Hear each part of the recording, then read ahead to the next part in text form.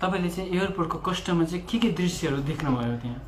त्यहाँ हेर्नुहोस्, त्यो दृश्य हेर्दाखेरि नेपाल 20-30 वर्ष पछाडि गयो कि अब हाम्रो नेपालमा केही पनि हुँदैन जस्तो लाग्न थाल्यो मलाई। किन भन्नुहुन्छ भने तपाईको जुन विदेशबाट सामान जति पनि आएको छ त्यो सामान सही ठाउँमा रिलिफ हुने हो भने, सही ठाउँमा जाने हो भने तपाईको अहिले भएको चाहिँ नि तपाईको 22 वटा जिल्ला प्रभावित भएको, 22 वटा जिल्लाको भए जति परिवारलाई पुग्छ। हेर्नुहोस् त्यहाँ कस्तो अवस्था छ भन्नुहुन्छ भने जस्तो सामान आयो, एउटा जहाज तपाईको चाहिँ नि फेडर जहाज आउँदा, चार्टर फ्लाइट आउँदाखेरि तपाईको 40 टन 20 देखि 40 टन सामान लिएर आउँछ। त्यो सामान राम्रोसँग राखेर त्यसलाई रिलिफ गर्ने त्यहाँ उ छैन। सामान आयो 4 बजे त इन्डियाले सामान पठाइसकेको थियो है। 4 बजे पठाएको सामान अहिले कुहिएर गएको छ। त्यहाँ खाने तातो तातो रोटी पठाएको थियो। हेर्नुहोस् है, त्यो रोटी अहिले कुहिएर गएको छ। तपाईँ हेर्न सक्नुहुन्छ त्यहाँ गएर त्यो रोटी अहिले गाडिँदैछ। अब मेडिसिन आछ, हेर्नुहोस् त्यो मेडिसिन ठाउँमा पुग्ने हो भने तपाईँको स्ल्यान पानीदेखि लिएर सिरिजदेखि लिएर हरेक कुरा आछ त्यहाँ, तर त्यसलाई रिलिफ गर्ने निकाय नै छैन।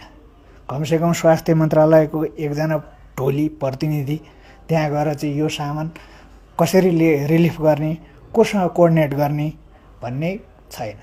सिर्फ एउटा निकाय छ, त्यो निकाय बाहेक त्यो ठाउँमा अरू निकाय छैन। एउटा निकाय भनेको तपाईँको भन्सार कार्यालय छ। भन्सार कार्यालयको चिफ अफिसरदेखि लिएर उहाँका मातहतका जति पनि कर्मचारी छन् पुरा त छैनन्। उनीहरू बाहेक उनीहरू बिहान 5 बजे भने पनि 5 बजेदेखि तपाईँको ग्राउन्डदेखि लिएर माथि काउन्टरदेखि लिएर भन्सारदेखि लिएर बिहान 5 बजेदेखि बेलुका एउटा व्यक्ति 9 बजेसम्म खट्छ।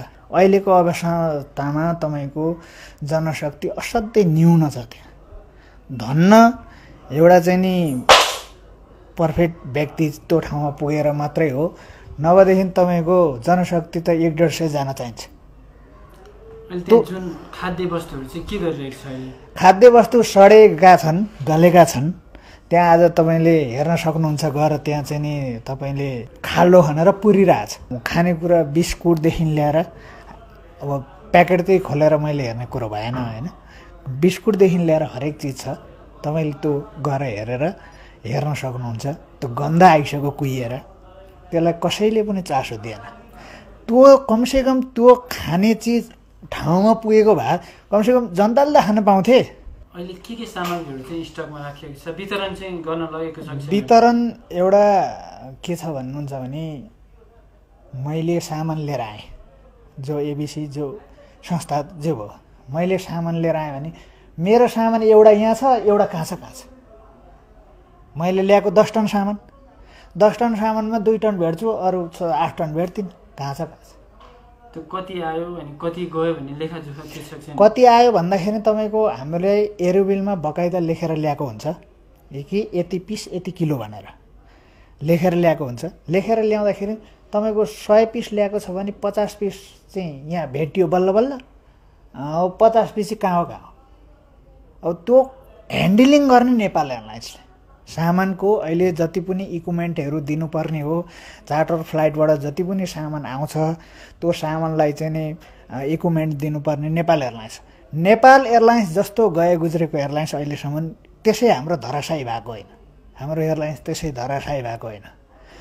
त्यो जस्तो तपाईँको हेर्दाखेरि रुन मन लाग्छ। जहाँ कि म यो देशको नागरिक त हो भन्ने जस्तो लाग्छ आफैलाई।